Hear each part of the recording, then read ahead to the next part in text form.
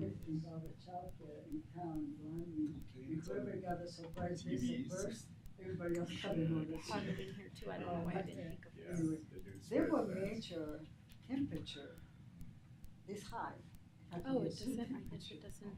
Windows had to be a certain height. I built at the college. I built a new data That center, one, and I and put then the windows that the high. other one. Well, by the time I built that, the rules changed, Just the agenda. so I had to put a great kind of thing up. The children never bothered the thing before until now they have something to climb. Right. Unintended consequence. Anyway, so, anyway, yeah, just go ahead and look your calendar, let us know, and we'll figure out when we can schedule that one then. Yeah, that'll be good. Thank you. Come down Yeah, I'm glad you're regularly. here in person, this is good. They used to have me come, I did, and if you need to do this with this training too, depending on the number of supervisors, cause they used to have me do training for the road department separate, and do all the other Rosa.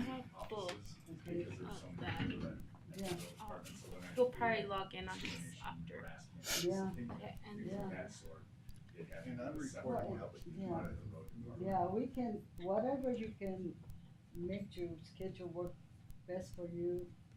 And then if it's other things, you can even do things with that, you know, I mean, we'll be here anyway, so we Can you do me a favor?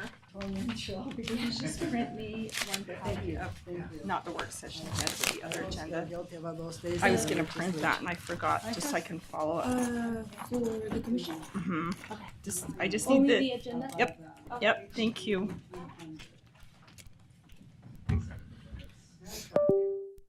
Commissioner. This is a selection opportunity. We have a research done, and we're gonna research it. I'm gonna see if there's some question about that. Okay. Because it's requiring, because as soon as going in with Supreme Court, and they will change some of our situations here, and also with, when we're talking about, and when asking, because I run across that, and I was like, well, what if they're doing anything with that? Well, they are, they're looking at form of county government. It's a big issue this year again, apparently. Katie came to me yesterday and said, so if I answer a question for a legislator, what would you tell them are the most important reasons why county government, a municipal form of government? Because they do different things, and mostly because you have to have the checks and balances. Yeah. You gotta have those other elected officials Yeah, balancing out the power rather Yeah. than giving it all to one person. yeah. But they're asking the questions, and Yeah. that's one Well, thing that's, a lot of them are pushing. Is yeah, There's a lot of former mayors out there that are pushing that counties should just be set up the same as a city. oh. Well, you know, I noticed this last year was a lot stressful than usually is. Yeah. And I don't know, because we have so many of those older guards that retire, and all of a sudden we have the new blood. New blood is always interesting. Yeah. And I saw Randy and everybody being, everybody there, so stressed out. They're in and out of meeting. They never did the whole time. They have to be in this hearing and Hey here. Rosa, I got, And I think it this was- one responds to all these. I don't have it on my Well, screen, you my have mouse. additional lobbying staff too. Yeah, yeah. You Anyway, have people Thank- spread out a little bit. Hey, very good. Sure. Did that work? No, it's still just, yeah, it's over here. Oh, See if it does that. Yeah, see, I've still got it over here.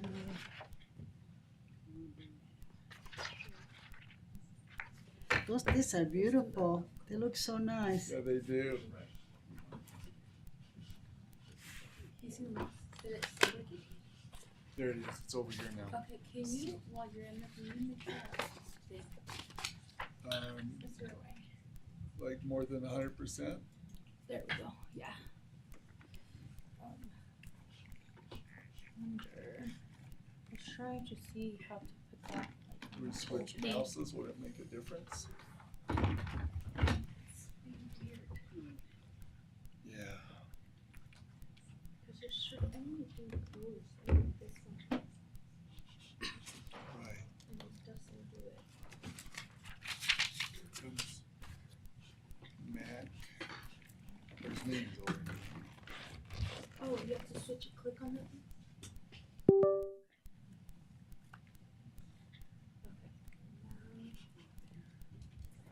Okay. Now do it.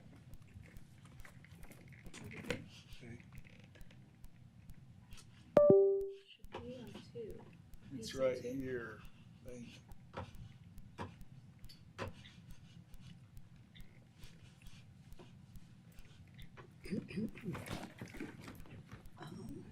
Click on it. Showing me that now. Yeah. Sorry, can you minimize that? That's like way too cute. I mean, back over here. So you can show them for next time. Okay. Want me to hit the button now?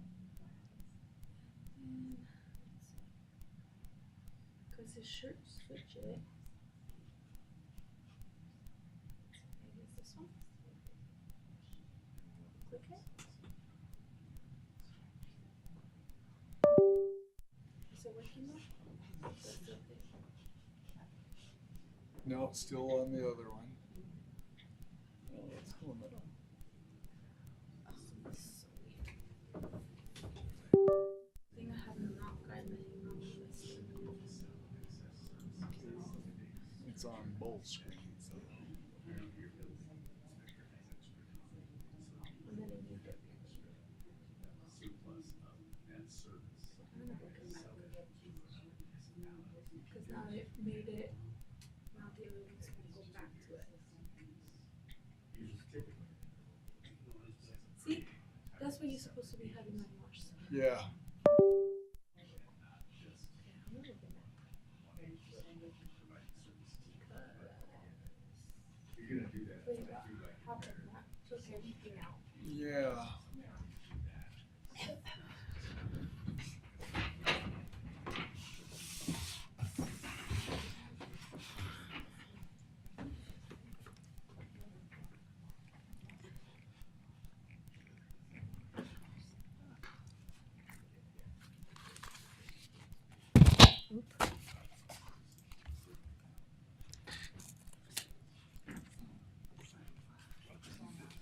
Do you set up YouTube also? Oh, it's already on. Is it? Okay. Yeah.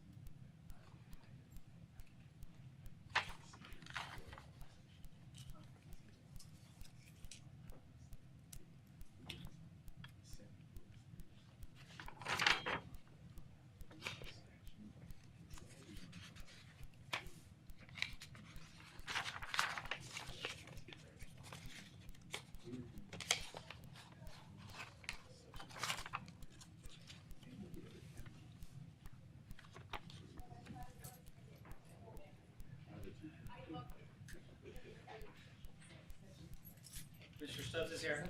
Yes. Mr. Stubbs here. Morning, Mac. Johnny, how are you doing? Very good, you?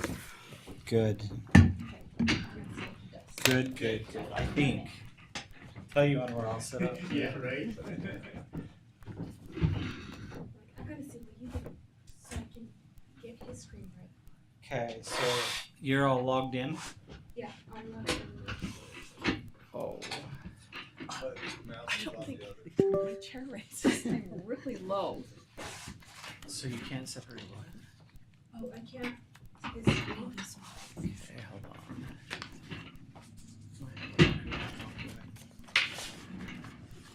So yours doesn't have Zoom. I know. But I can get in through the through the thing. Through the, I Through think the I still have calendar. to trigger it. Okay. Okay. Let me start over.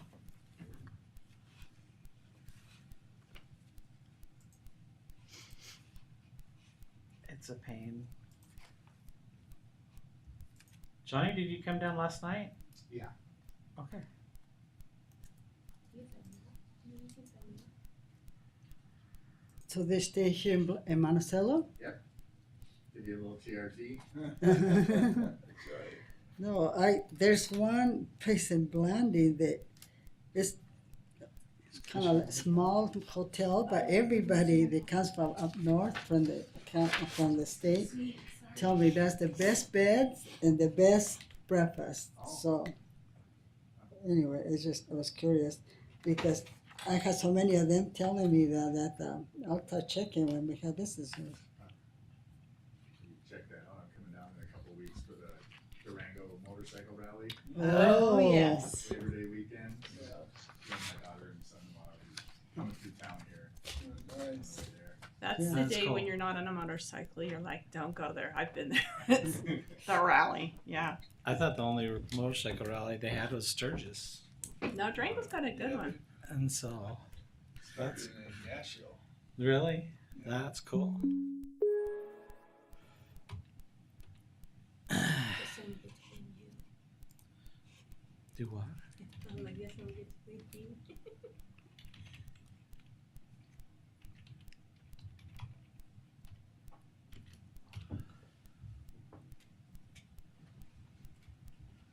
Do you need a pen for signatures on the certificates? Oh, yeah, thank you. Mm-hmm. Okay, my pen, thank you. I have a private pen.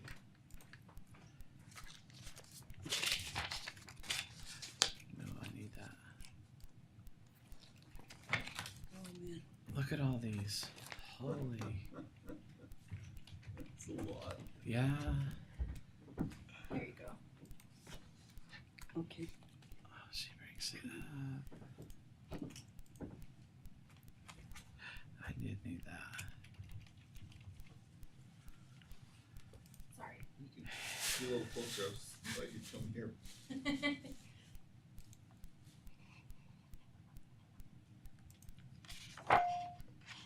Okay. Full zoom.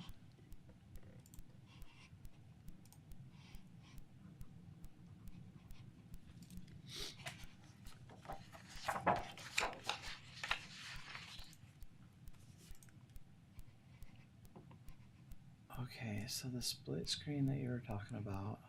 Mhm.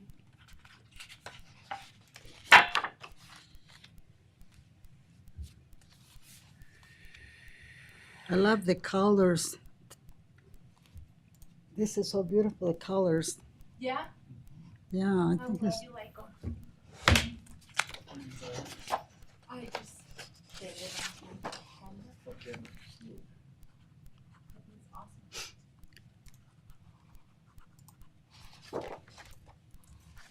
I just choose and then I have the main person just. Okay. Go ahead and set here. And then this split screen that you're asking Yeah, about? for him to, yeah. See, I knew he fixed that. He's the clicker. And that's it? Like you don't change it to nothing? No, he just clicks. Works for me It every did not time. work. I And it works for said. you every time. Yeah. I'm like, Those ass. It was about setting it up. I have no idea what back then. Yeah, just that. I'm like, you just fix that. Yeah, He says he's Struggle gonna with that. hop on the link. he's hopping Struggled on. with the computer Mac. Yeah. Box Elder had a cyber event last week. They found out that somebody was in their computers for weeks. Oh, really? It looked like it was initially just they had encrypted everything, so the entire county was shut down. They couldn't access any of their data. Oh, that's terrible. They thought it was just for ransom, but then when the cyber center came in and looked at it closer. The county, for some reason, is using Google Drive as one of their backups. Yeah. And Google Drive Shall I put it by is Mr. Commissioner not Harvey? No. So. What you wanna? He's not gonna be coming till later, so Okay. I'll have him send. Okay, there we go. Thank you. Oh, When is he my. coming? He's gonna pop Yeah. in through Zoom right now, and then I use Google Drive as my Hopefully, document. and Yes, later. we'll switch over. No, well, this, I did, I switched over and this is what came over, but the mouse isn't pulling over for me. It's over on that one.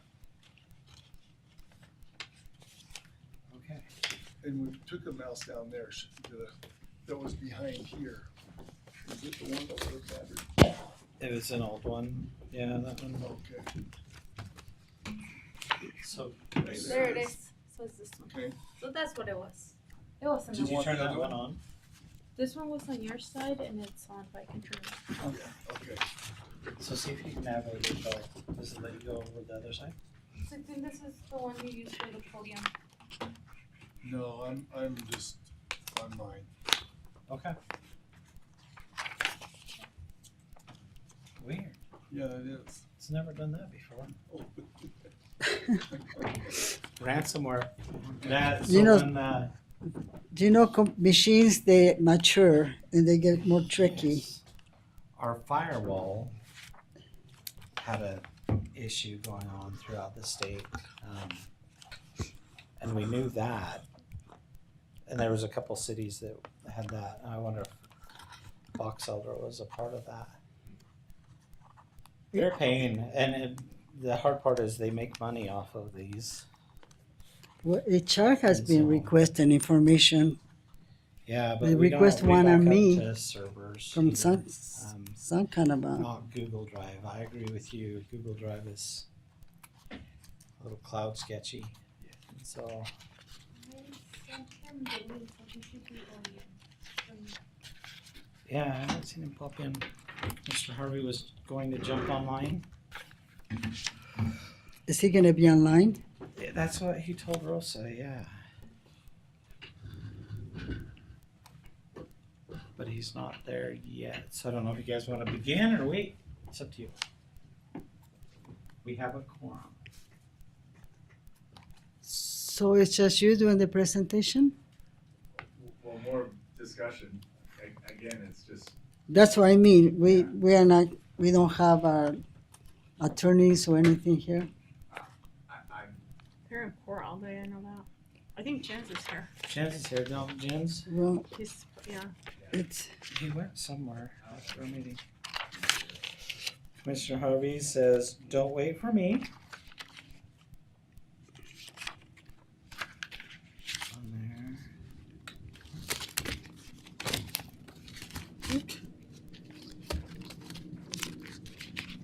And call Jens. I don't know why it goes FaceTime audio. You don't want to FaceTime him? You It can. has that. I'm gonna call him. No, it's calling. just take, So now.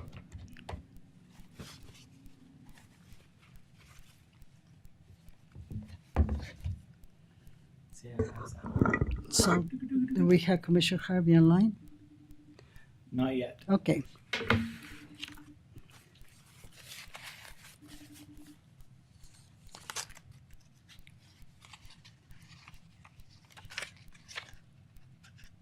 Did you text him? No.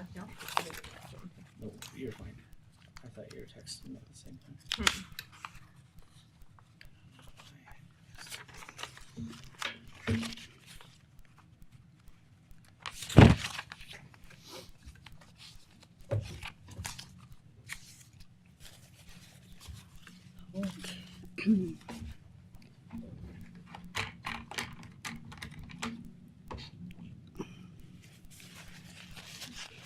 I think we're waiting for Commissioner Harvey. It'd be nice to have him from the beginning so that.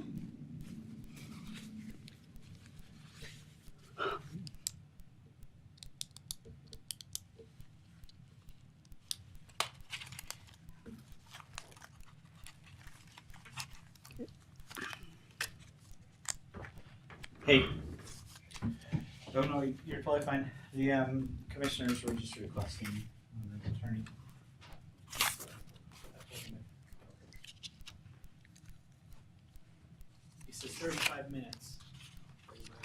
35 seconds. Okay, thanks, Jens. Okay, bye. Okay. He'll be here in a couple seconds. Did you want to wait Well, for Commissioner Harvey? what was this? That he was just gonna log in soon, or if he's trying to get to a place where he can serve us? He Or? was going to log into Zoom. That's what he told Rosa.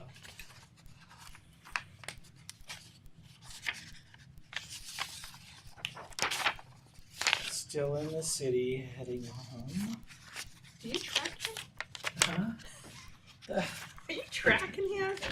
No, you that's like what the- it said. Oh, I thought you We'll had like hop the on the Find link. Me app on Sorry. him. I'm like, holy cow. I would love that. I don't give that to very many Yeah, people. he's like still That's in very the rare. city, heading home. That's probably means he's heading there. Don't wait for me. Don't wait for him. Put little trackers on them. So, I need it. That would be nice. well, Seriously. that would be really nice, but that'll be legal, huh? I know people record people. That was less than 30 seconds. I was That's awesome. Johnny, how are you? Good job, Jens. okay. Just needed to take a breath. I know. Oh, I said, call me stockbroker.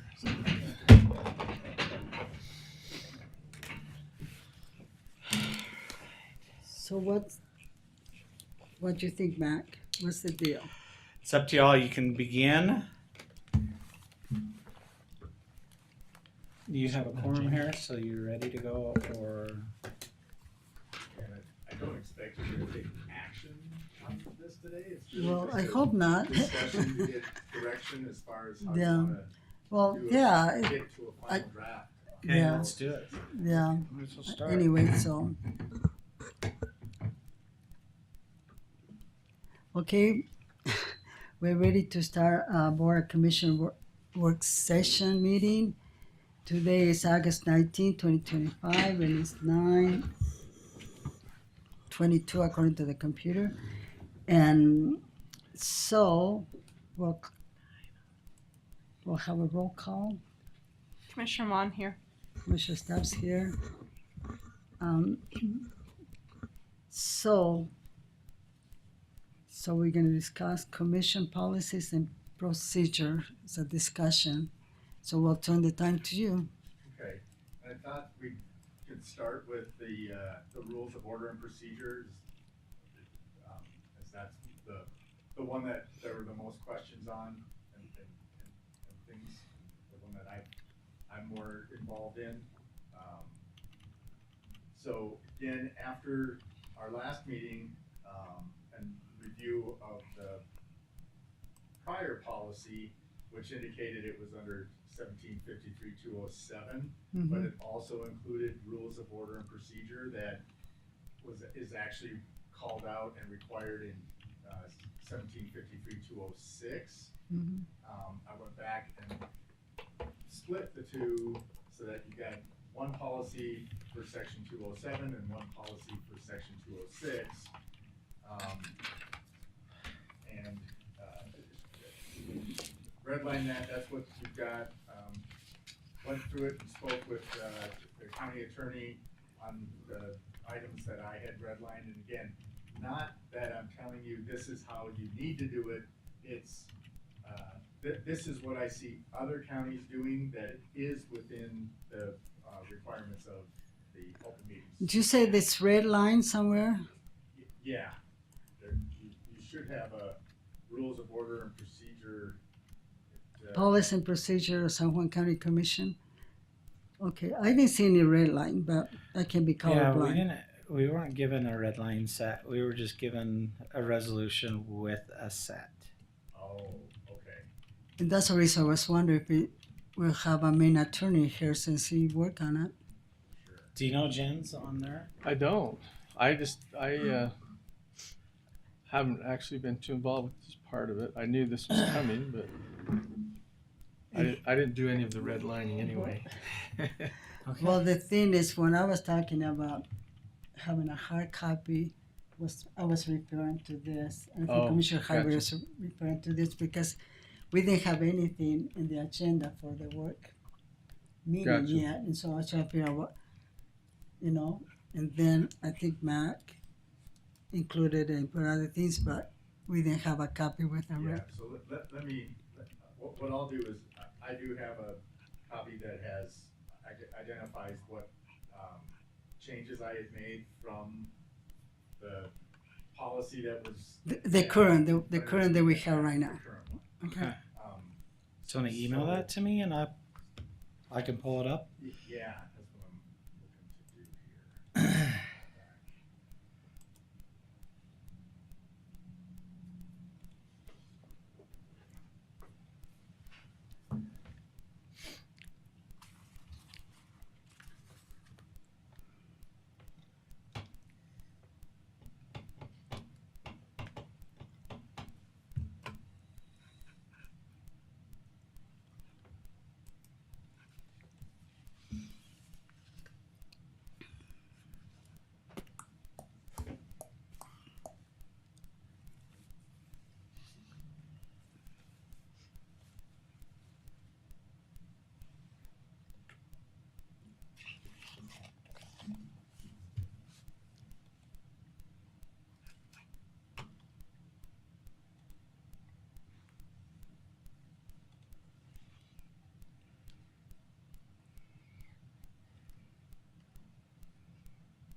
I just sent that to you, Mac. There's While we have a little break. 207 These are rules the of two governance meetings and at the Sky Ranch. 206 rules of Yeah, I procedure. was able to drop in, Oh, into AI and I got the August 5th part. And then, where it said I've used my limit for the month. mhm. And so I'm trying to find another way to get July 1st dropped into something. So this is already transcribed? Yeah. Wow, nice. Not like It takes a minute to work itself around the universe. And so, I'll send it to you. I know it's just a Great, little thank low. you. Or we're a little low. Yeah. So, So again, as for Mac, July, gets that for you, July again, 7th the is idea after- here today is, I think, First. not First, to okay. was only the settle one meeting in and July, have a right? final Cancel it. draft Yeah. per se. If we don't get there, that's fine. If we do, great, but So does again, someone else this have is a a- process for you to decide license or something maybe? how are our meetings going to be run most efficiently this. and effectively within the law? Yeah. And Do you have um, one at your different office counties have different rules. I developed a set several years ago as a sample and sent them all to all the county attorneys and commissioners. And here in San Juan, you created the policy that kind of mixed both the rules of governance and the rules of order and procedure.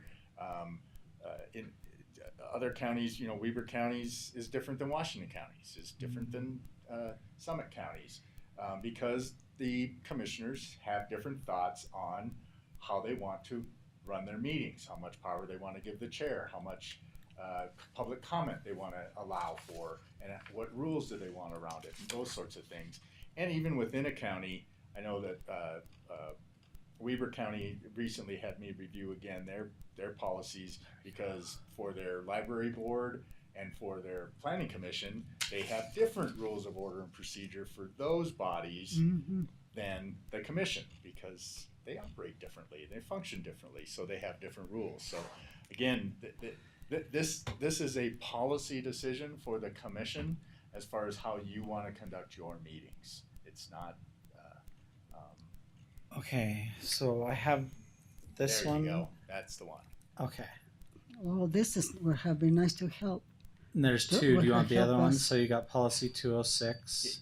Yeah. We'll start with 206, Okay. and then we'll get to 207. Okay. For some reason, as this got emailed, it just shows the red line of what's been added or Taken modified. So I'll let you know as we go through it what was deleted Okay. and changed. So. Okay. So rules of order and procedures is the way that the statute refers to it. So that's what we call the policy. It is under 1753-206 that requires a body, a governing body or public body that is overseen by the open meetings law to have these rules of order and procedure.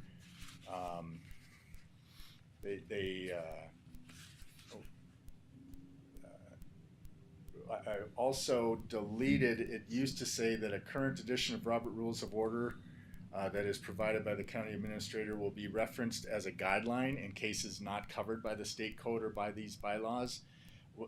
I deleted that because, again, rules of order, the Robert's rules can't be your rules of order and procedure for a couple reasons. Number one, the Robert's rules itself says these rules are not appropriate for bodies less than 12. And you should have different rules for a body that is that small. The Robert's rules are made for large associations that have hundreds of members, really is what that's, and Parliament, those sorts of things. So, and the other problem with using Robert's rules as your rules of order and procedure is statute requires you to post them on your website and have them at the commission at each meeting so that the public can see them, but Robert's Rules of Order are trademarked. You can't put them on your website.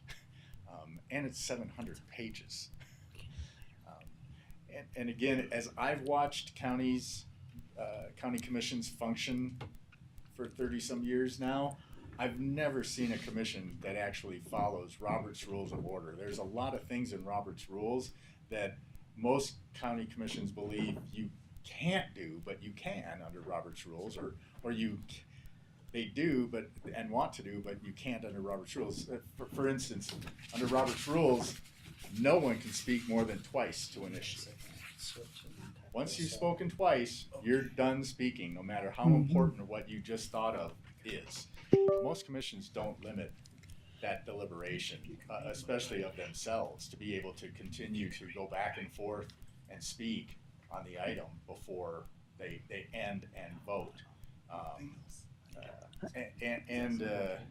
Again, under Robert's Rules, the chair really, they're just the presiding officer. They oversee the meeting, but they have they don't have any other limitations on their duties, nor any additional authority other than to rule on motions. That's really it. So most commissions will say, well, the chair can't make a motion. Well, yes, they can under Robert's Rules. There's absolutely no limitation on making a motion under Robert's Rules. So again, that's why I struck Robert's Rules, because a lot of the rules that we're adopting are similar or the same as Robert's Rules, but they're not. Matt, can you make it a little bit bigger or not? Yeah, I can make it. Okay. Betcha. I know that in NACO, they had an extensive, an hour-long, 2-hour-long training on Robert's Rules of Order, and so a lot of places across the U.S. kind of, I think it's what you're saying exactly, is it's a hodgepodge, but that's the formation in theory, but then they modify it to fit, kind of, especially the smaller organizations. But I know that NACO had a big emphasis on Robert's Rules of Order, what you could not do. AGRIP, our Association of Governmental Risk Pools, it did the same thing for several years. They had an expert on the parliamentary rules, training on Robert's Rules of Order, and after a while, I was sitting on the board of that organization at the time, and we recognized, we do all this training about Robert's Rules of Order, but at the end of the day, none of the counties should be using Robert's Rules of Order. So why are we training on it over and over and over again? I have a question. Okay, so what we're going to post on our website will be the rules of order. So in each commission meeting held under the Open Public Meeting Act, the Sun County official, referring to the administrator, over here he crossed it all off, but because we're talking about the current Robert Rules of Order, But shall we put there the current rules of order, the one we have now? The Right. county administrator can refer to whatever, and then also have a copy over here. Right. So it's not crossing off. The only thing we're crossing off there is the Robert Rules of Order. Right. We're adding that what we're going to post rather than having Robert's rules Yeah. available. We're going to post these rules once you've finalized them at each meeting, have them available for the public, and have them on their website because that's what the statute requires. It requires that you do both. Okay. So that's where we are with this policy. If we scroll down then to page 2, number 10, the official county commission business means matters that have been formally acted upon or authorized by the commission in a duly, and I changed the word, it said duly called meeting, and I changed that to convened, recognizing that the Open Meetings Act, when it was modified 2 years ago in the legislature, that they put a lot of emphasis on the meeting being convened in accordance with law. You're not within the realm of the Open Meetings Act until you officially convene a meeting. So I changed that word. And then Now, can I go to number 10 a little bit more? Yep. Since I can you scroll it down so I can see? Yes. Which one? Other way. Number 10. Scroll Right. up. Okay, just so I can see it. Point. You're supposed to point. Oh, that's right. That's all. You know what I'm talking about. That's exactly. I'll give you the direction. Okay, every time I see the word chair, my eyes go, okay. So, and we're gonna get a copy of this with the red so we can, Yeah, we can. I can send it to you. yeah, because Yeah. I think this Yeah. this would have been really helpful yeah, to I'll have it. resend it to you, Mac, with so Yeah. that you can see the lines through of what was deleted and the I rather think than this having one. them over on this. You're looking at the same thing. we're Oh, looking at. Okay, oh, so- okay, you, so okay, you got it, basically- right. Yep. Basically, we don't have that. If I want to make a motion, which I don't like the idea. I say okay, because it looks obvious they probably are trying to get away from. Are So you talking that- about deleting this chair pro tem? Yeah, like say okay, you Yeah. be the chair so I can make a motion. And that's Yes. I So I didn't like that idea before, and so but I can see. I deleted that for 2 reasons, Commissioner. Number one, it says that the chair pro tem would take over the meeting if the chair and the vice chair aren't able to be at the meeting. Well, By then we there don't isn't a have quorum, there Yeah. can't be a meeting. So Yeah, in that circumstance, there's no reason to have a chair pro tem. The other reason is if the chair wishes to step down to sponsor a motion, which as you'll see as we go through later in the rules, the way I've done it is the way other counties do it, and even again Robert's Rules of Order does it, is the chair can make a motion.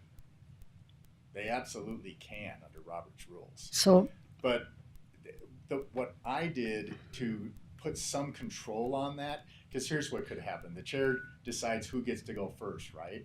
yeah, So if the chair calls on themselves over and over again to make the motion, they pretty much run the meeting.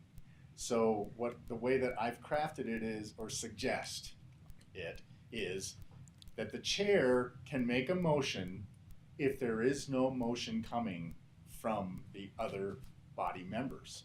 So you've got an item on the agenda, you've discussed it, it's time for a motion, the chair calls, okay, I think we're ready for a motion on this item.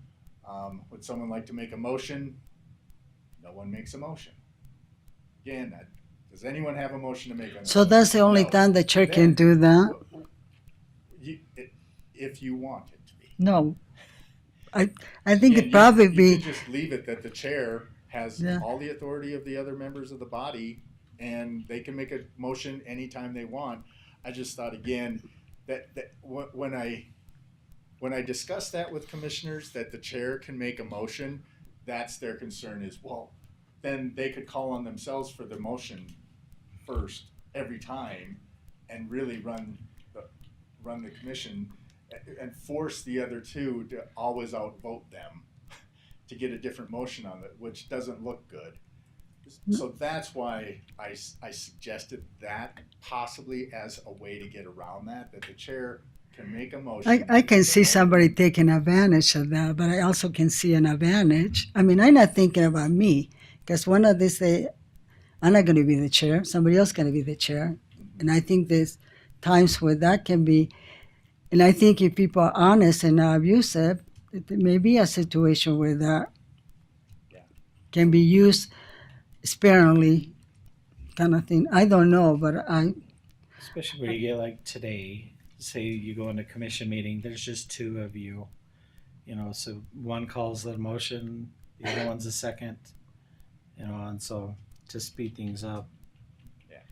I know. Yeah. So that's the thing So when if you you're not concerned about that, about the chair taking advantage of being able to make motions, then when we get to it later in the policy, you wouldn't use that language that you have to wait for no one else to be making a motion. I think, like I said, we all take turns over here. So if we make a rule because we have one chair, but there may be a situation where we have different commissioners. We can have a situation and people just need to go watch some of those old commission meetings to realize how things used to work not long ago. And so that's my thinking is that, election comes and goes and commissioners come and go. And so if we're trying to do one set a chair, then I think, we'll wait till we get to there. So, but I just want to ask that question. So that's why I deleted that language about the chair pro tem. Okay. If that makes sense to you. And again, if the chair and the vice chair aren't available, I don't know how you would even vote and get a quorum to vote for the chair pro tem. So it'd be something to set up ahead of time if you ever think you have a need for it.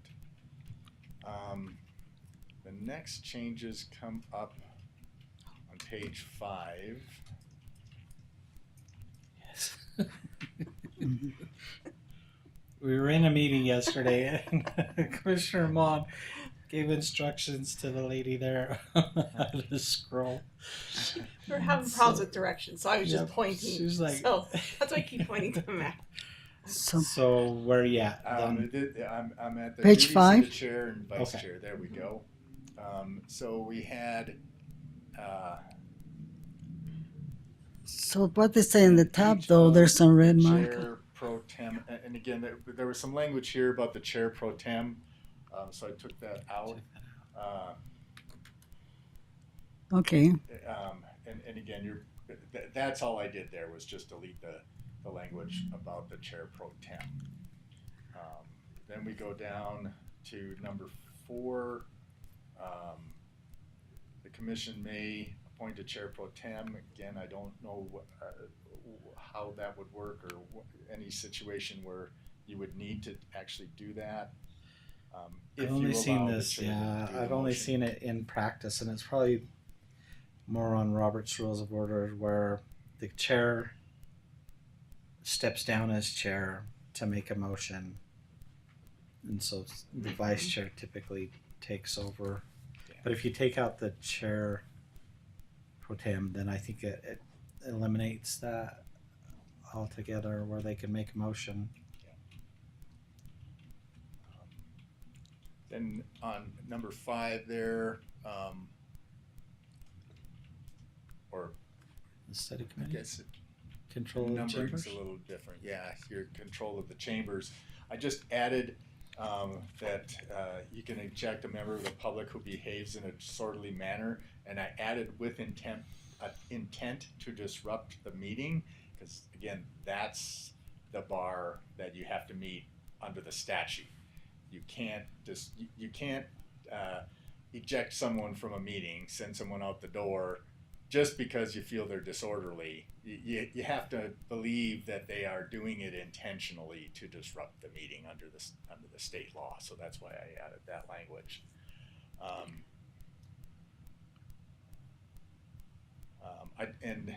Then on the points of order, again, I deleted that the chair may vote on all matters but may not make motions. I deleted that because, again, in most situations, the chair can make motions.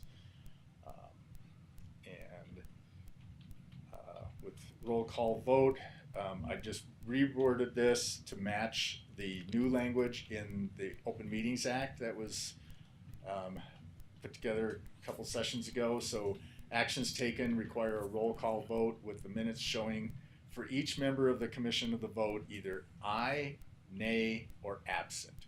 That's what the statute now says. Those are the three ways that To say, the clerk can identify the vote. There is no abstained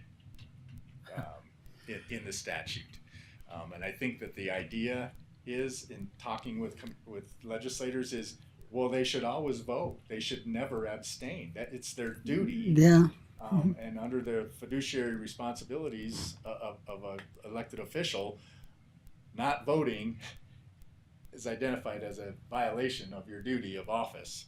So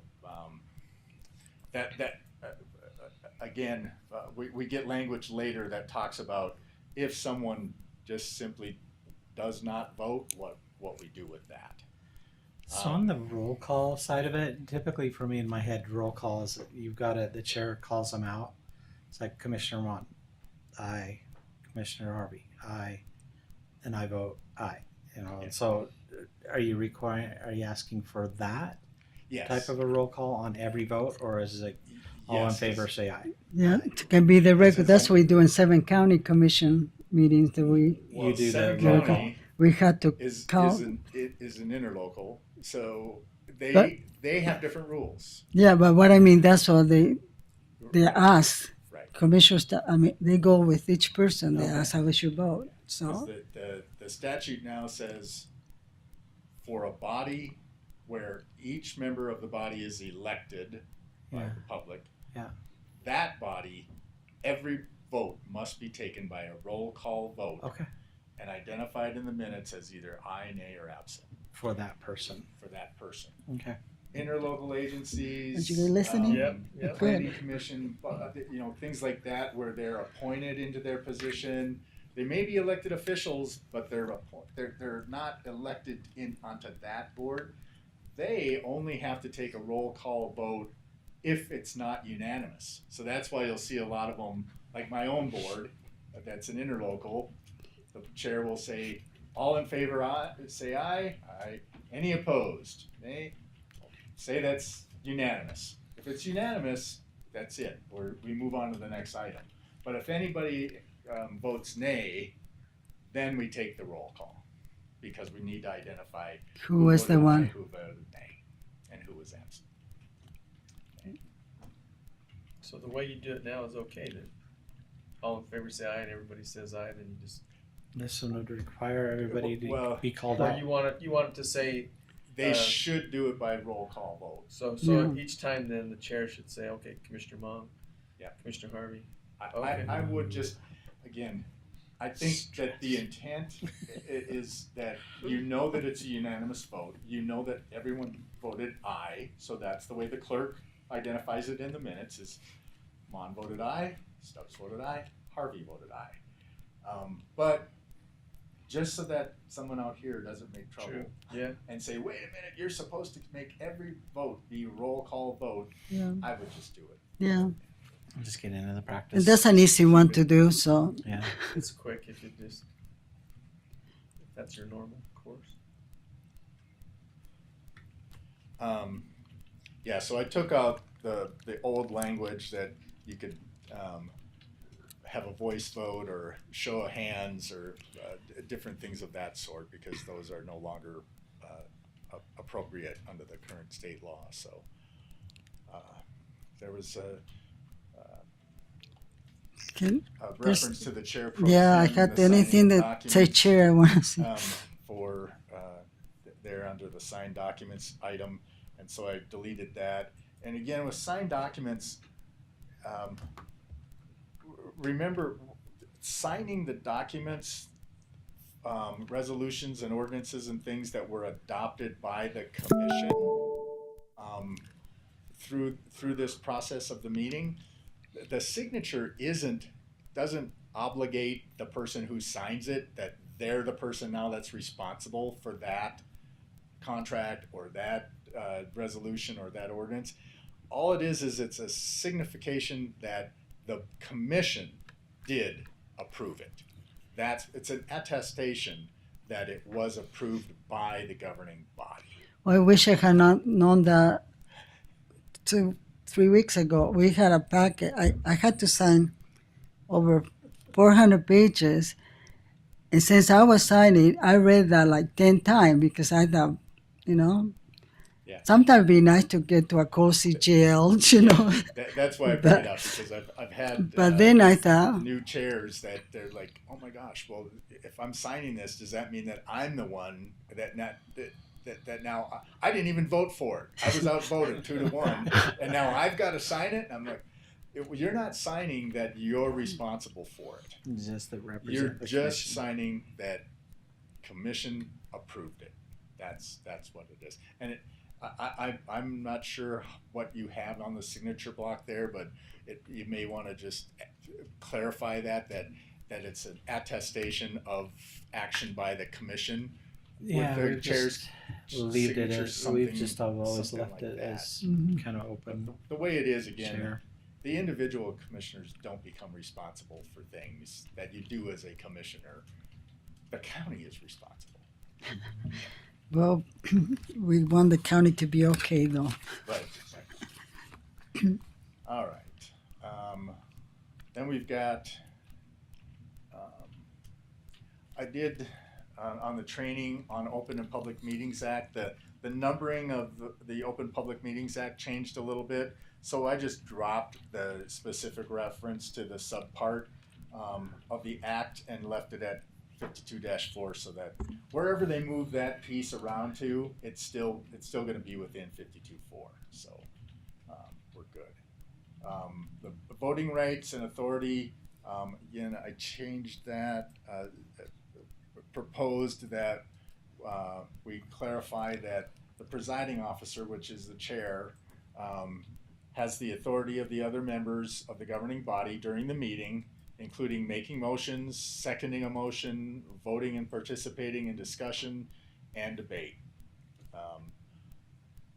Here's where I had that suggested language. If you are concerned about a chair taking advantage of being able to make a motion, that the chair would only make a motion if there's no motion forthcoming from another member of the governing body.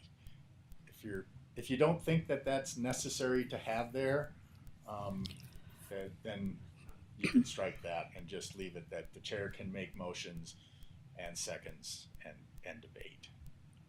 Especially with a 3-person commission, I think that's really important. That I can understand a city that says the mayor can't make a motion. Mm-hmm. There's plenty of council people to make motions and second motions Mm-hmm. that you wouldn't necessarily need the mayor to, but on a 3-person commission, especially a day like today where you only have 2, it's imperative that the chair have that ability, I think. So you can decide on that if you want to use that language or not.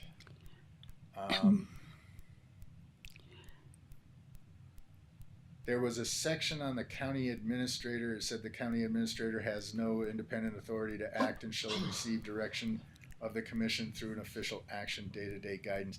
And again, that I think was a remnant from maybe from the governance policy that we'll look at next, the 207 on how you govern yourselves.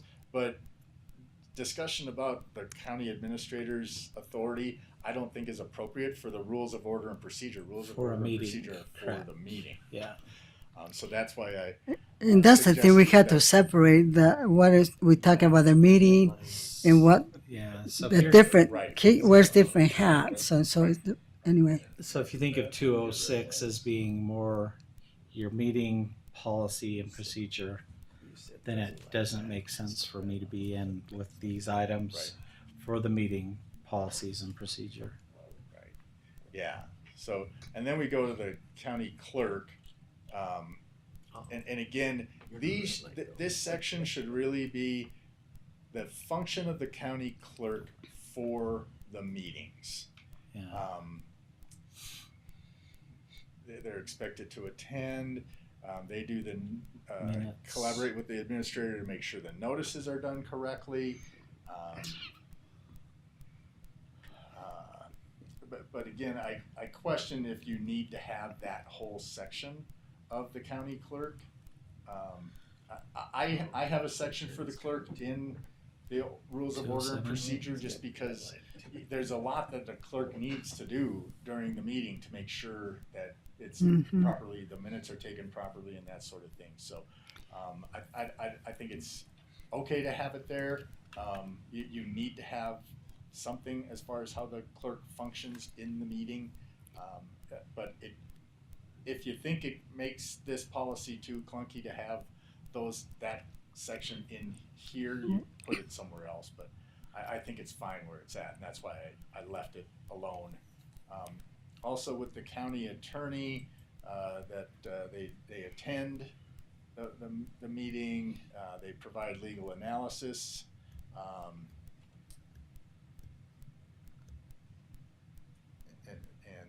There's some more language about that in coming up that we'll discuss.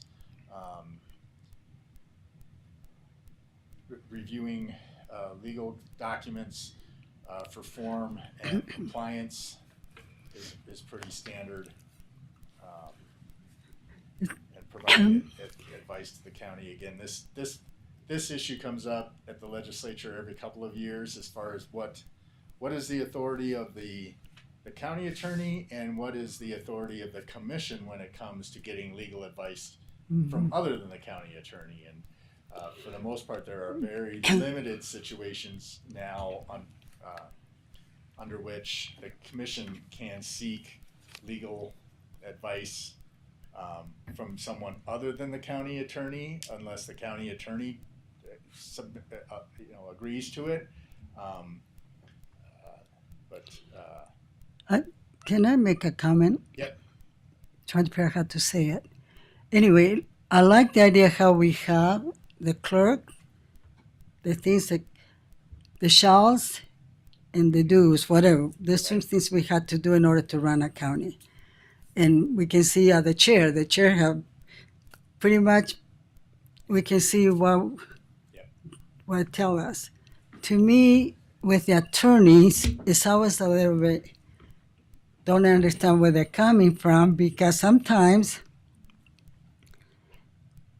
I hear things like they represent the county, but sometimes I feel like maybe it's not the case. So can we have even have more pages? What are the things that they can do, and what are the things that are required to do? Like we have requirements to meet with the administrator. We have requirements to, not always we had an attorney present, at the times I have been here, there's times where they were not present. I kind of requested because I was new and I'm here almost having a nervous breakdown trying to concentrate on what I'm doing right. So I watching the hot oil and I asked somebody to stir the pot over here so it won't burn. Anyway, so I think the more we have that, it's good for not only for the public to know, to understand why is the attorney doing this here or there, or why is the administrator doing this, why the chair is doing that, why the clerk is that. The more we have there, and then anyway, I don't know if it does something that would be nice to have. I think it'd be nice to have because then they can see. Right. With the county attorney and other elected officials, it's a little different. The clerk, in the statutory duties of the office of the clerk, that is the one office where at the end of the list of the duties that they must perform in that office, it also says, and other duties as assigned by the commission. Yeah. It's the only office that does that. But that's- It's an elected official, Yeah. but that's not. But Right, so the clerk is the one office that the commission can unilaterally assign duties to. Now, yeah, because the administrator is a position Contract. that you've created, again, you can assign things to that position because they're not elected. There Okay. aren't assigned or statutory duties identified for the administrator in the statute.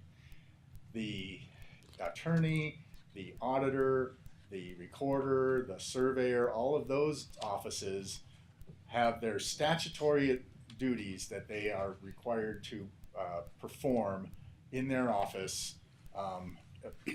And so with those offices, Commissioner, you just need to have that discussion with them, that we'd like you to do these things in addition to your statutory duties, because they need to sign off on that. The commission cannot assign additional duties beyond the statutory duties to the county attorney without the county attorney agreeing to that. So okay, but how do we we come? need a legal opinion on Yeah. this contract. Well, that's a statutory duty for Yeah. the Well, county yeah, attorney. I can understand that part. The part is like I have been a chair, whatever, and this is honest time that we can be honest. You know, I feel, and it's really hard. I didn't sleep last night because for this moment, worry about it. Okay, I have been the chair, and I have visited with the attorney 0 time. I will never consult or ask or anything, and so then I wonder, okay, then I hear things are happening, but I haven't heard it, and so is that a requirement that we could ask that we that if it is anything, it'd be nice to be even just being informed, even if they continue to do what they're doing, but somehow to know what decisions. I don't know. I just think that it should be a time. I know they schedule time for attorney to meet with the county administrator. I mean, and even with this meeting, I felt like it wasn't a communication. Who was presenting, who was doing that. I was, talking to Chance, thinking he was doing, and we were in 2 different pages. Anyway, and then there's other thing too, what we require of the public, we should require about our attorneys too, how we behave ourselves in the meetings with the public. And so I thought, so where did we let them know without bossing them around? If they own, I understand we have departments where we have the people under them, big departments, they are elected, they're under them, but they're also under us. And they feel like they cannot come and talk to us so it's very complicated. And I understand it's very complicated, but I just want to see at what point we can think, well, maybe this is not right, or maybe. So I just wanted to know for sure what is the appropriate thing for attorney that represent in the county. Are they represent county? Are they represent just one department? Are they represent all the departments? And so that's where the waters get muddy. Yeah. And it's kind of hard because sometimes me and Matt, we do lots of brainstorming. Most of the things that come doesn't even happen. We just think of, this or that, and this communication like that, and there's nothing, no decision made until we bring it here or, Right. whatever. But Yeah, because And so- communication, there can never be enough good communication. and so, right? and that's the thing. And then we are working on something, and then something happens someplace else without knowing that we're already working here. And so, and that's the thing. Sometimes there's a confusion where if you don't communicate, and even legally, they can come and say, well, you're doing something illegal. Well, we were not informed. We were not, Right. Because I'll tell you, Commissioner, as I've been working through this with the county over the last 9 months, whatever it's been, one thing that I've noticed is there is a lack of communication as to where are we on the process and who's doing what. Yeah. And that's just a matter of. So how do we make it happen? How do we with the different parties and making sure that what the plan is, how are we moving forward, who's doing what, when can we expect it back, and that sort of a thing. Again, you've got your supervisor meetings and to schedule a regular meeting with the county attorney's office or whatever office it is that you are working through an issue on, or the chair of the planning commission and the planner on different issues. I think that'd be very helpful, just so that, like you say, what's coming next, and that somebody's working on it, that it's not that not everybody thinks that someone else is taking the next step and nothing's moving forward. That type of communication is really important. And sometimes we have something here that, one example, the general plan. We had a request to come for work in one chapter, which is the land use. Mm-hmm. And so they were going to go look up something and then come back. I went to commission meeting and they're doing the whole thing. They said we had the green light to do the whole thing. And so in the meantime, Mac and I have talked to other areas. And so that's the thing. It's just the duplicating work. The probably, I don't know if it's a courtesy thing to ask you guys what's going on with this. I know it's communication, but how do we make it happen? That's the thing where that's not create this division, whatever.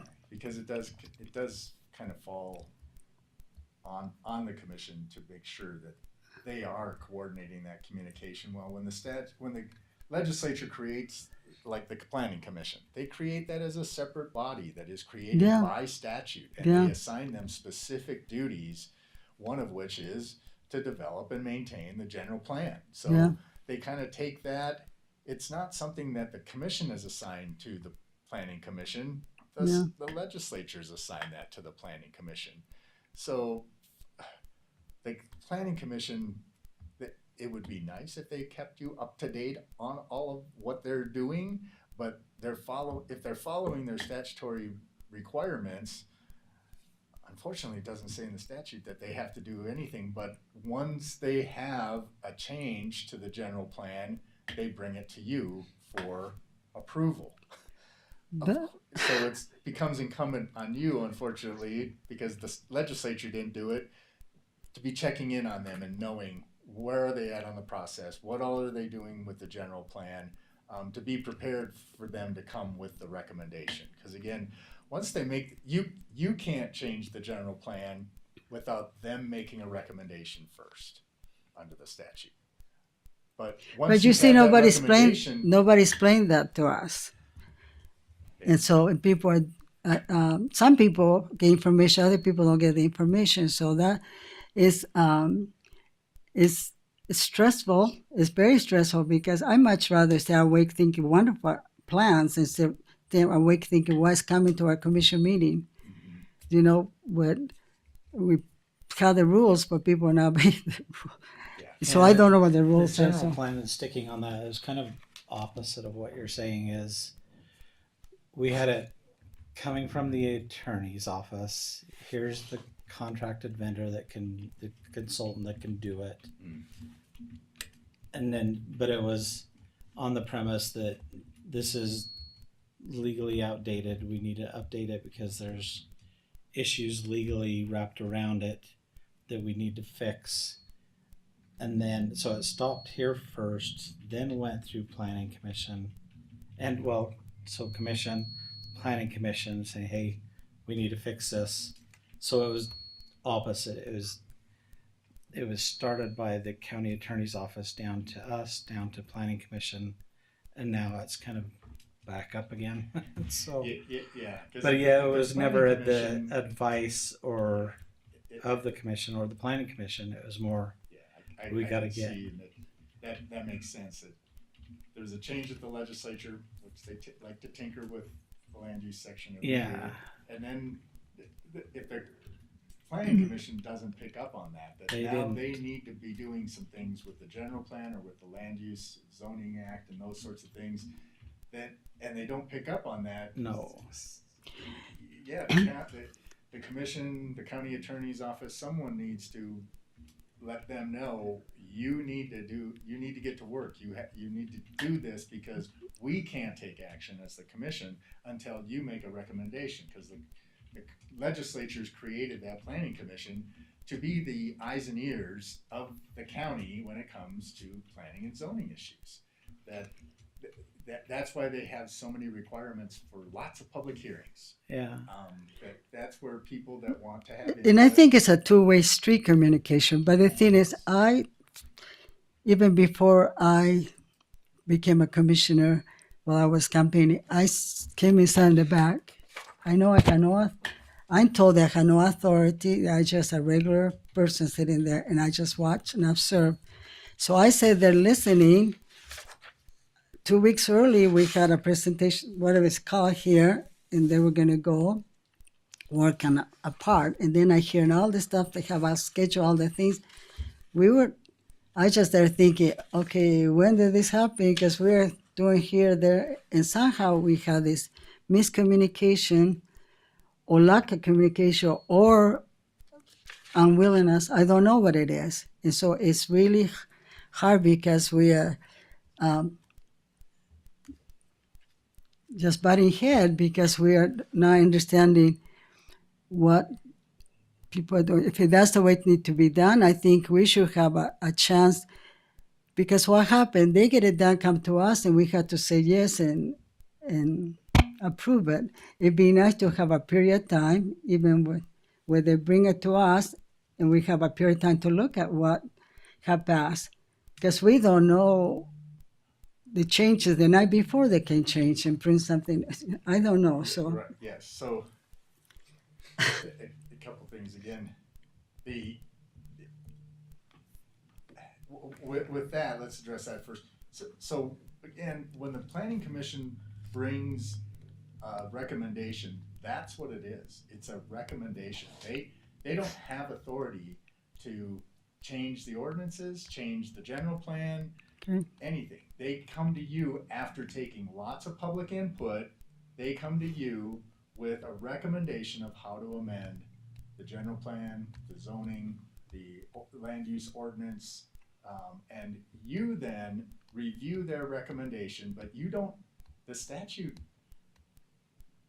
is intentionally void of any language about when and how you have to approve their recommendation, because you have full authority. You can adopt their recommendation the way it stands. You can modify their recommendation and then approve that, or you can do something entirely different. But you have to wait until you've got a recommendation from them, so that you've got a recommendation from that body who's taken all the public input on the issue. That's in discussion with legislators over the years. That's their intent. They see it as too much work for the commission to do. Do all those public hearings, take all that input, be land use experts at that level, and that's why they create the land use authority and the planning commission, so that's how you get your input from the public, so that when it comes to the commission, you might still hold a public hearing for the final adoption of an ordinance. You're required to, but again, if by that point in time, the public should have provided all the input that they needed to on that issue to the planning commission. That's where that should be occurring. And so I know, not that you have extra time, but a lot of commissioners sit in on the planning commission meetings just so that they can be there and hear firsthand the comments. Well, that's you know what I do that. I just come because I know the process. How anyway, it helps to do that. Anyway, that when the land usage came before us, and it felt like we needed to vote there yes or no, and it was such a burden because we're not allowed to talk to each other. We had no idea how people felt, and that's another night I didn't sleep at all. Think, okay, you know, I could not vote. I couldn't do any motion. I couldn't do nothing. I couldn't.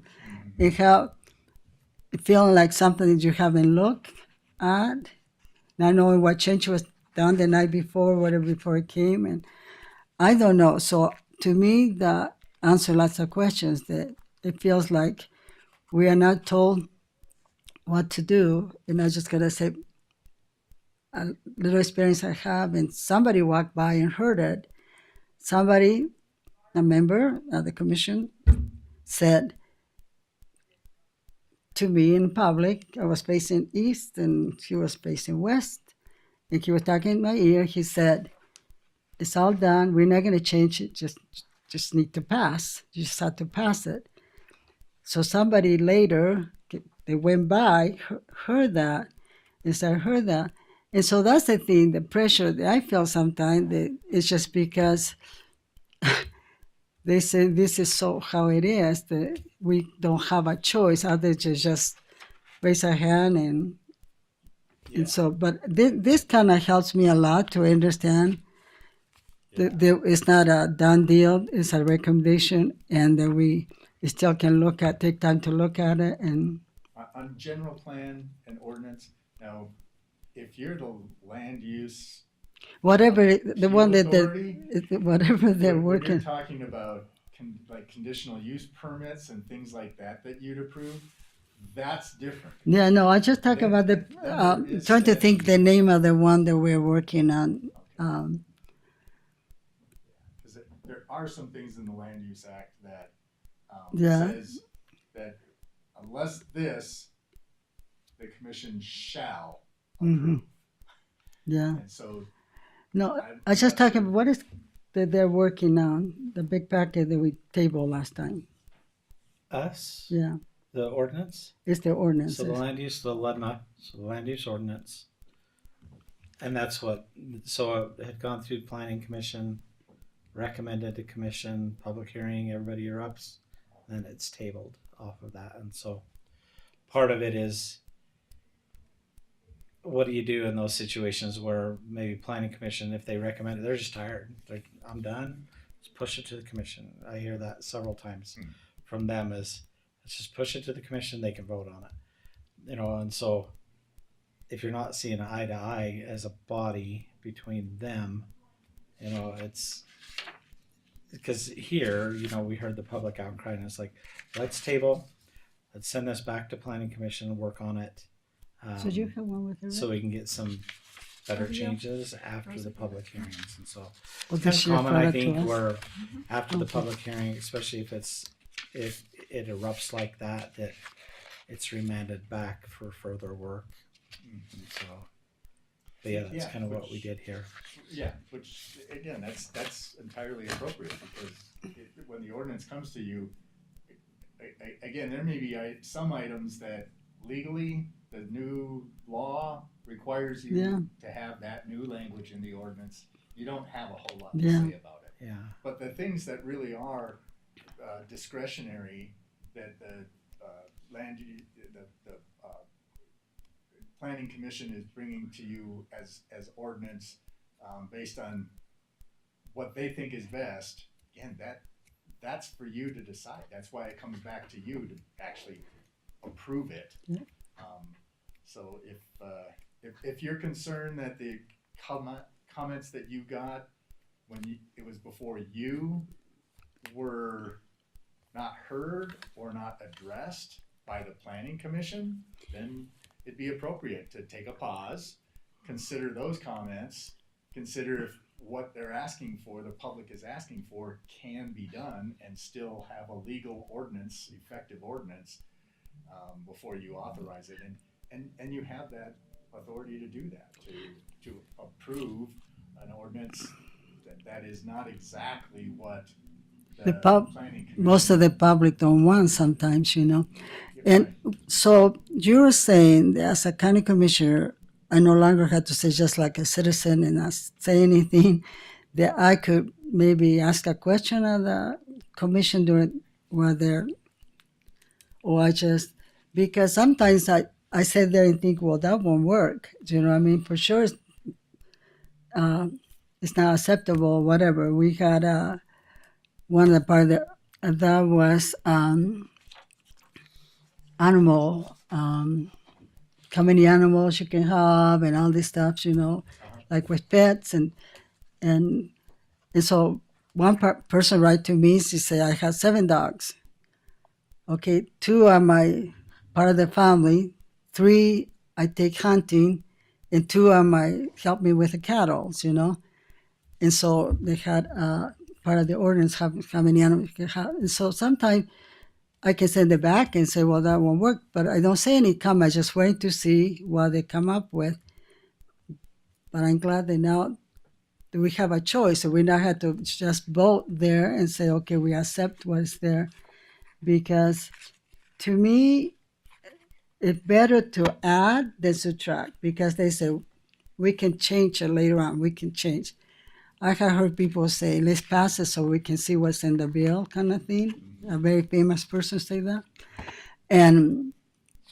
But I think that to me is less sometimes can be more. You can add. I mean, it's easy to add than to subtract, because commissioners and whatever come and go. They come and go, and then they cannot say, how can you pass this or how can you did this? Because they don't know the reason. We're trying to fix things that were passed a long time ago, that we don't know how they came to that decision, you know. So anyway, I appreciate that clarification. So again, I think a couple of things is if you're getting a lot of input at the commission level, once you've got a recommendation on an ordinance or plan from the planning commission, and people are very upset that they have important issues that they want to bring up about that ordinance, I think the question would be, did you provide this information to the planning commission as they were developing this ordinance? Well, no, I waited until today. Well, that's not the process you should be using. Mm-hmm. You are holding up our ability to effectively manage the county when you don't use the process correctly. The correct process would have been for you to bring these issues to the planning commission as they were developing the ordinance. Because now we have to set aside the ordinance, Go backwards.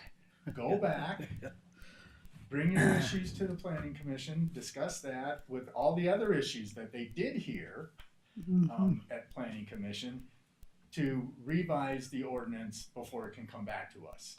That's not effective. At some point, people who don't want to follow the process, Facebook didn't follow the process at all. Mhm. That's where it erupted. but was that's, Facebook. that's the whole purpose of Yeah. the legislature planning creating the commission. planning commission, is that's where the bulk of the input on an issue should be coming.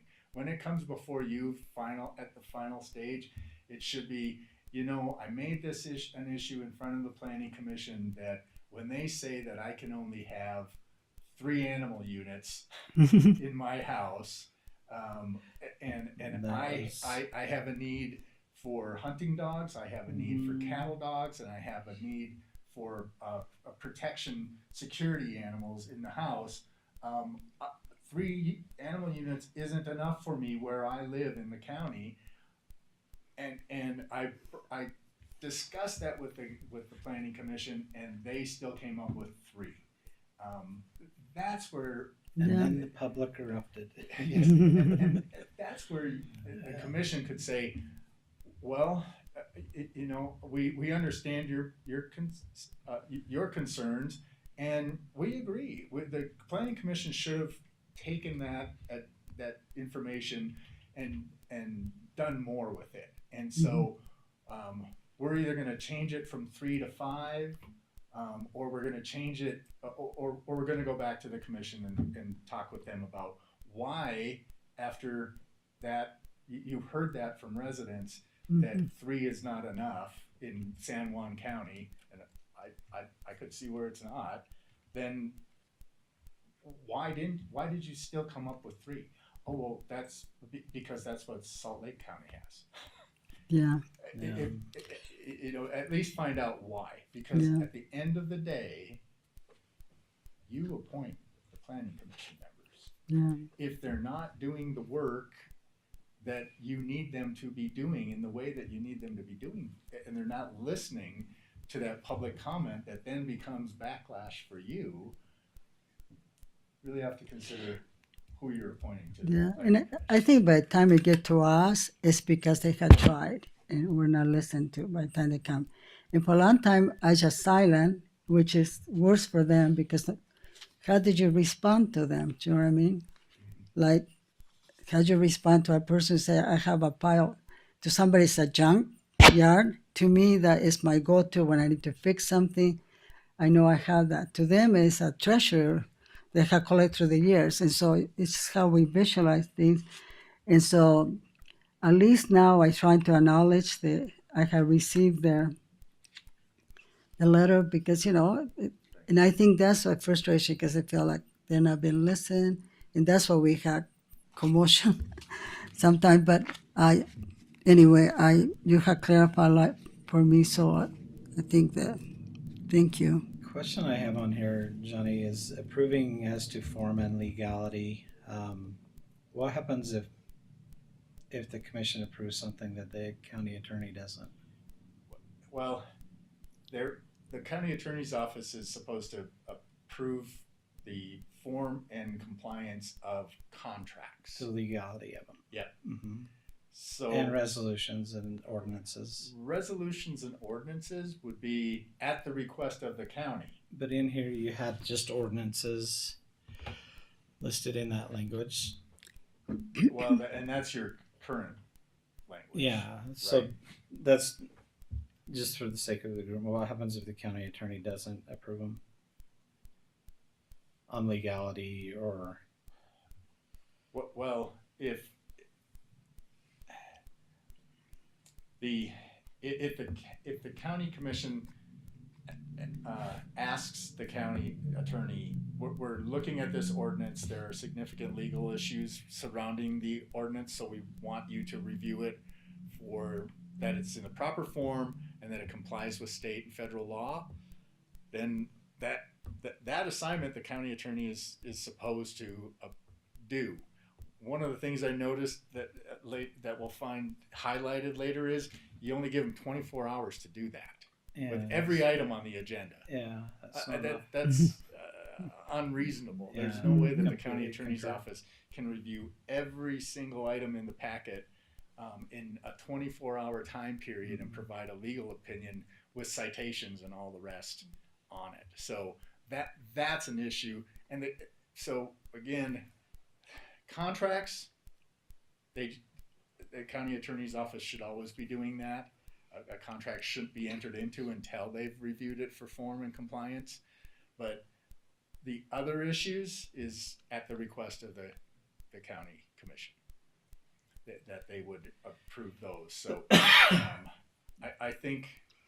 So what happens if they don't? So, and this is the past. This is with these commissioners. You're well aware of kind of the troubles that we had in the past where, you know, a contract or something would come through and the county attorney's like, no, we can't do this. But the commissioner's like, ah. Well, yes. Because here's the thing. Once the county attorney has given his opinion on the form and compliance and any other liability, legal issues that have to do with the contract, you don't. have to, if the county attorney says, I would not recommend you enter into this contract, I the won't terms of the sign contract this. are too onerous on the county and don't hold the vendor to a high enough level of quality work that I wouldn't recommend you do that. You can still adopt and enter into the contract. The trick with the county attorney's recommendation is, in many circumstances, it provides you immunity. That fallback. Mhm. Yeah. That if Yep. if you ask the county attorney for their legal opinion and they give it to you and you follow it and you get sued for having done what they gave you an opinion on, case gets dropped. Yeah. Court drops it because you have Mhm.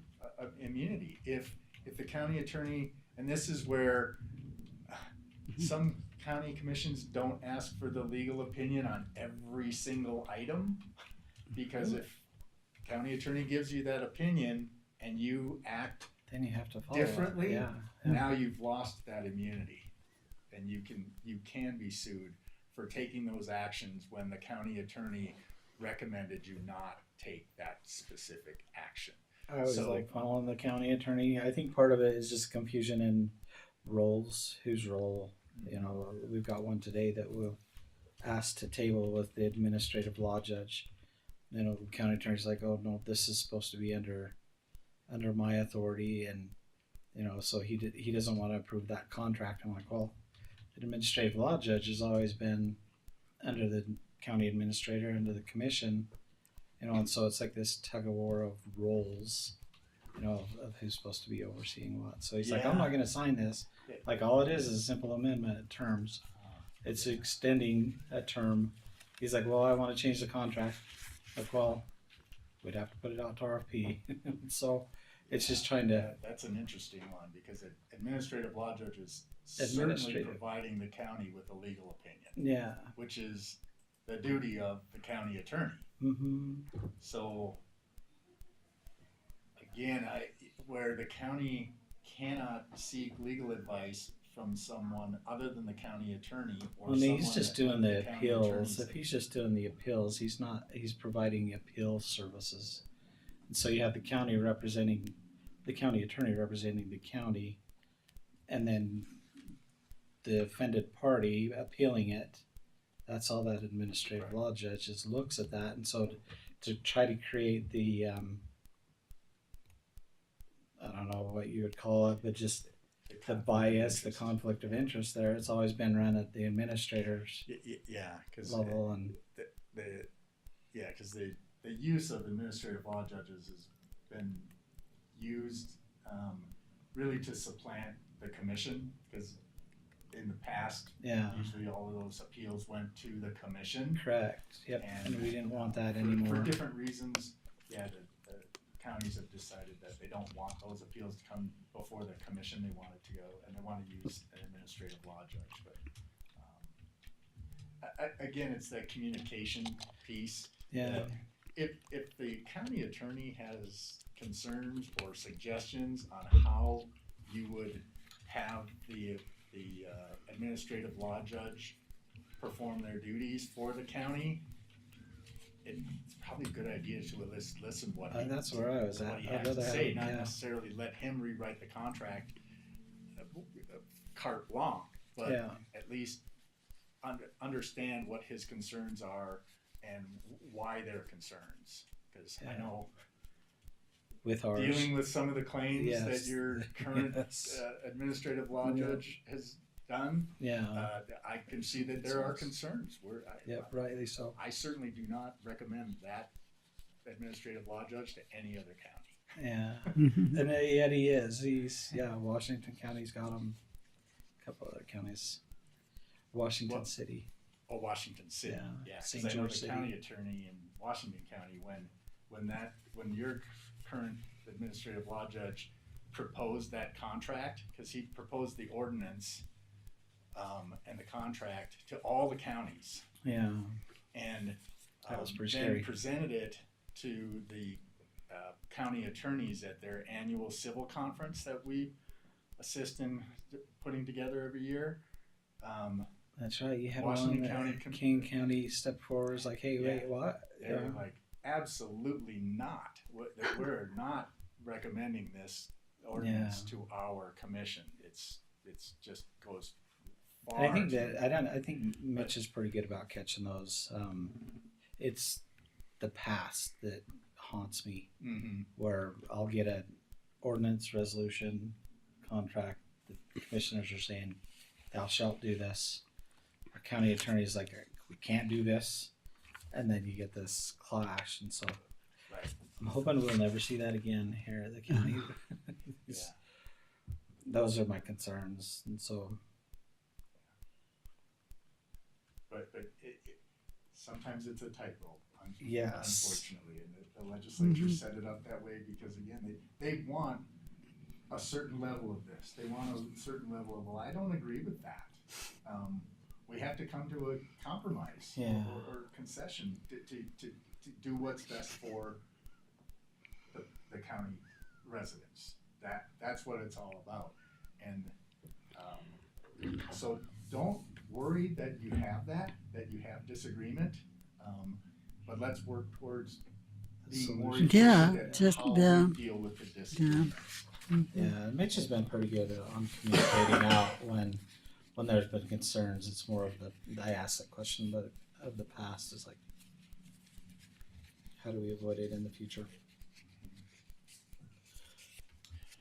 We only have 30 minutes, Yeah, commissioners. so we'll, the agenda, when we get down to that piece, Mac, on 8, on mine anyway, it's gonna be different on yours, but, so we've got this section on the agenda, and there I've highlighted a bunch of it, because again, if you look at the time frame, that someone can bring an agenda item to Mac no later than 5 o'clock on Thursday before the commission meeting. And then it goes to the county attorney, who then has until 5 o'clock on Friday to provide legal opinion on every single item with citations of the law. And then the packet has to be developed and ready and provided not less than 24 hours. So you got the county attorney's opinion comes 5 o'clock on Friday. So now it's Monday morning before anything gets done with that. Mac, No, we stay up to midnight sometimes, no. Yeah, We- and that's the hard part is No, having Fridays are like a marathon. I just get ready with all my goodies, communicate with Mac back and forth into the packet, get posted. But that gets cumbersome as that does, and when- especially when- for when Mitch. we're getting it I always late too. feel sorry for him because a lot of times. So we place this in there, and I think structurally it makes sense in my head where all the departments get us their material by Thursday, and then from there, we're as soon as they come in from the department level, we're sending them to the county attorney, and I think in practice this makes sense to her, but until you get those. Say, for example, this last commission meeting, not this one before you today, 50 items, and the expectation of the county attorney is going to review all 50 items is before Tuesday is the next commission meeting is pretty hard. I think our contracts are structured, most of our contracts that we receive are from the state or from another entity whose legal team has already worked on those.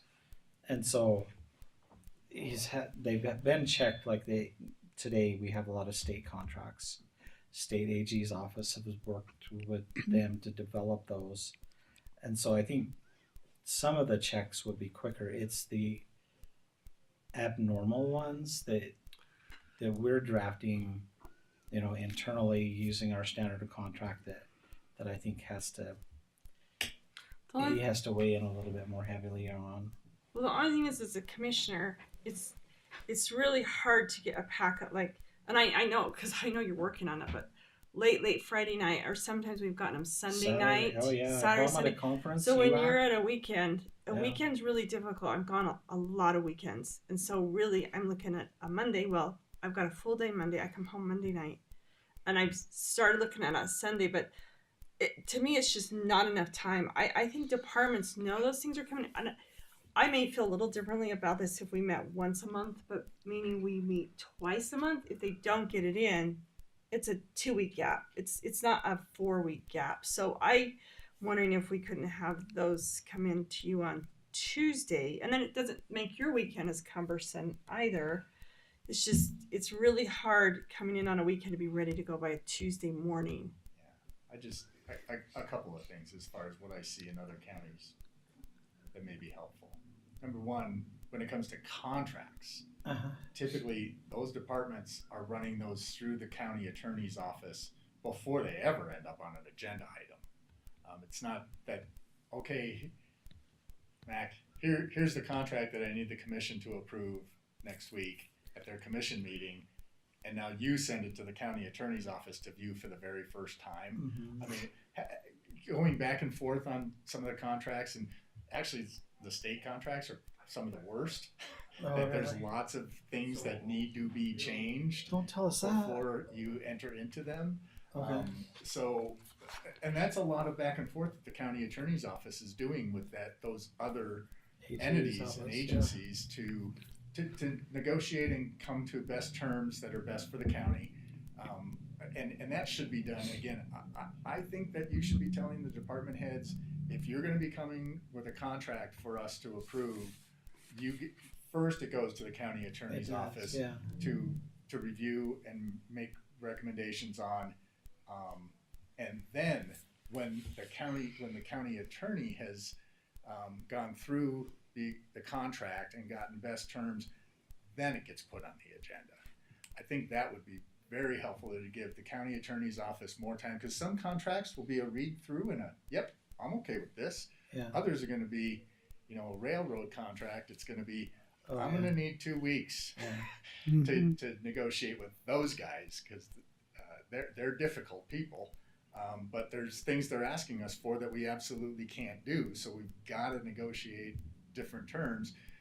And again, if rather than having go through this time frame, or even a lengthened time frame of having it Tuesday rather than Thursday, still you're going to end up with a bunch of items on the agenda that need to be tabled, because more time needs to be put into it before it's ready to be approved.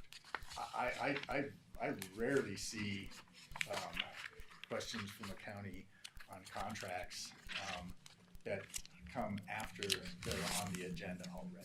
They usually are much earlier in the process than that.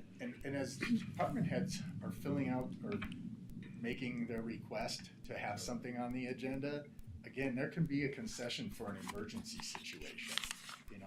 I need this contract because of the fire. Oh yeah. Okay, in that circumstance, we will fast track that contract. But a contract to lease vehicles, or a contract to hire a consultant or something like that, they probably know about those things well enough in advance that they can have that contract run by the county attorney before they're ready to put it in front of the commission. Does that make sense? Mm-hmm. It does. Yeah, it'd be interesting to look at some other practices out there and how they stagger that review in there. But I agree, if it's an outside of the box contract, then the attorneys through that whole entire process should be involved. And again, your current policy says, if requested by the commission, a legal review provided by the county attorney. Correct. Yeah. So again, it's not every item, it's not the attorney's statutory duty to review every item, but again, as their client, if the commission asks, we're concerned about the legal issues with this item, can you review it and provide us a recommendation? That should be the flow of it, too. because there certainly should be a number of items on any agenda that don't need a great deal of legal interpretation, legal advice on it. So, and then as we go forward, there's a section on packet preparation, work session items and procedures that, again, may be helpful to have as a policy somewhere, but I don't think they belong in the rules of order and procedure for the commission meeting, the regular business meeting.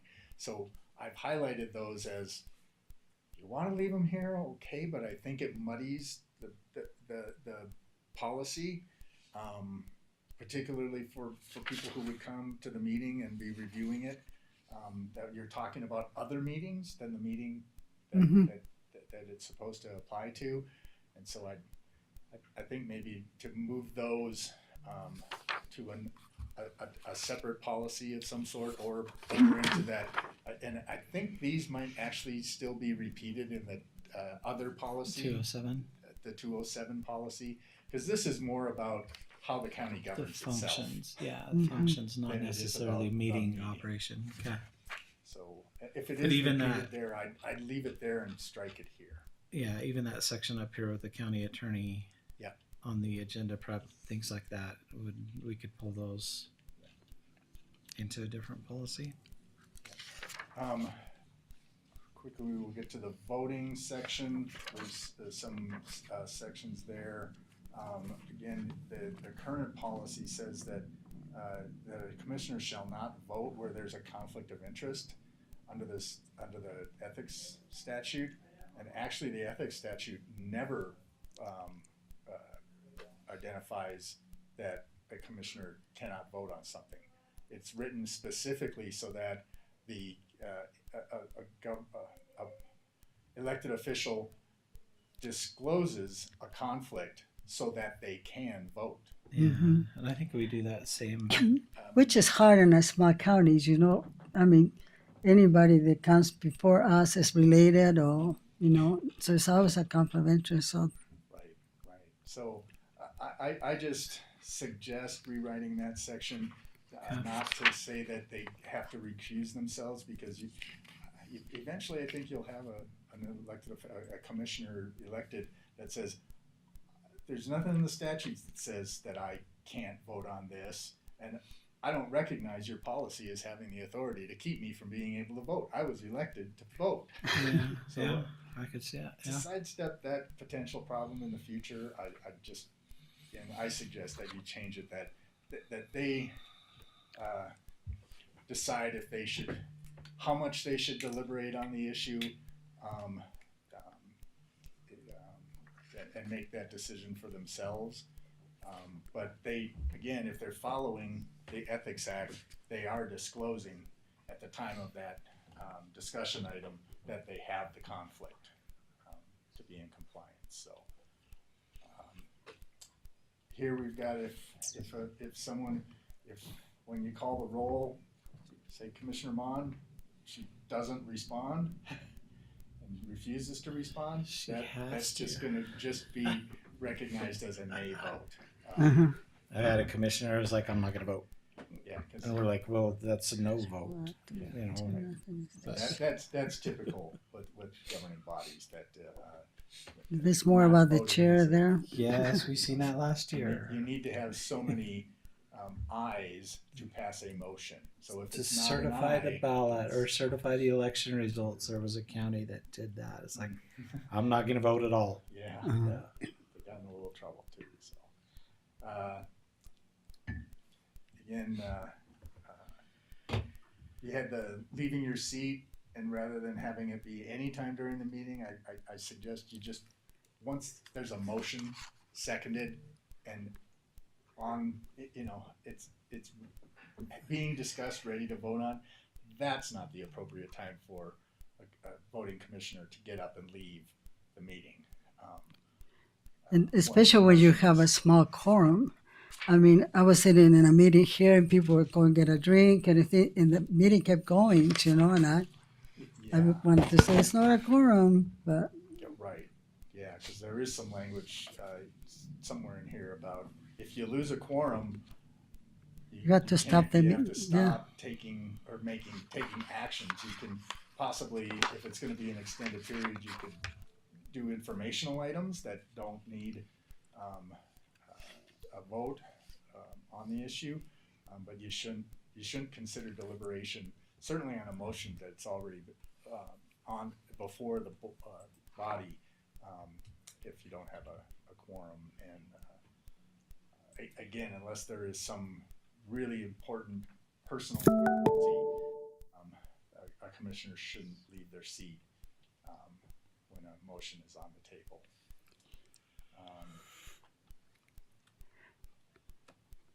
Is there rules about using phone? I mean, in the meeting, I know Commissioner Adams said he always went outside with the phone, like we couldn't use the phone here. Is there a rule about using phone in the meetings? As long as the phone call isn't on the issues, like How do you know so, though? Spencer Yeah, from the Hill calls you. You want to take that call, right? Yeah. Taking that call during the commission meeting, there's nothing that would prohibit you from doing that. If you're more comfortable in doing it out in the hallway, okay. But again, that should be maybe during some discussion or presentation by a supervisor that you've already read the packet. You know what they're going to tell you, so you go out and take the call. But you shouldn't go out and take that call again when there's a motion on the table. Okay. Wait until yeah. I was just wondering if that's a protocol, if you're getting a phone call to go out. You know, I wasn't criticizing Commissioner Adams. I just wondered if he did that just to courtesy, not to disrupt the meeting. Exactly. And so anyway, so just the use of phone during our meetings. And then there's some additional language again about the chair having the ability to make motions and things like that. You can discuss how you want to do that, what limitations you want to put on it, and we'll make those changes to this wording.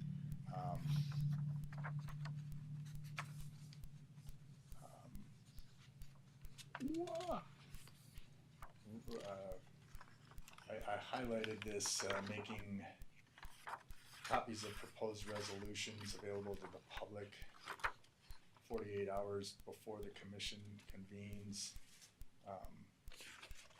Things of that sort. That again, that's fine.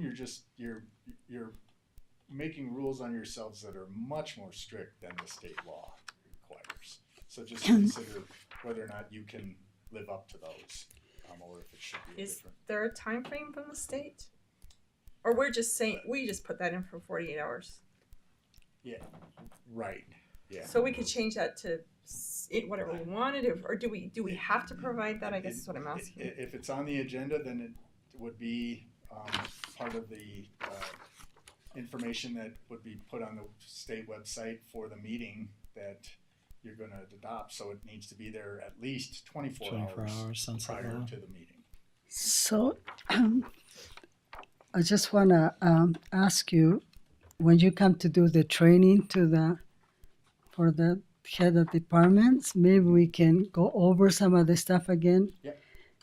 But before, Yeah. I haven't had time to visit with Mac about this, but before you go, I want to consult you about this last thing that we're going to be reading in our commission meeting. So I think these are. Oh, they be My- 2 my- and Yeah. 6. This is a fairly common rule of comment that, and I know. I see how the Congress and Senate does it. They're Right, operating in a those different legislatures parliamentary go, rule. When they're in hearings, now that they do the Zoom meetings for all their hearings on Yeah. input on legislation, Uh-huh. they have this rule that one person can't give their time to another person. Oh, okay. Okay, no, I was just, And I did have, just as an example, in one of the counties that didn't have this rule, An individual started bringing all 5 of her children to every single commission meeting, So- and each I'm child would gonna- come up to they the would podium sign and up. say, "I'm assigning my time to my Oh my mother." goodness, And yeah. so that she'd get half an hour That was a good on idea. time, No. where everyone else on the agenda got their 5 minutes. So that's why it's there to help Okay. regulate from that type of. Anyway, thank you. Do I have an agenda? So we'll have it. So James, all We'll continue. to adjourn. Will be continue. Okay. So we make a motion to adjourn, I'll make a motion to adjourn. and I'll second. All in favor, say aye. Aye. Aye. Okay. Nice to see. Hi, Jay. I'm gonna hit a restroom. I'm just gonna stretch a little bit. I was logged out of some.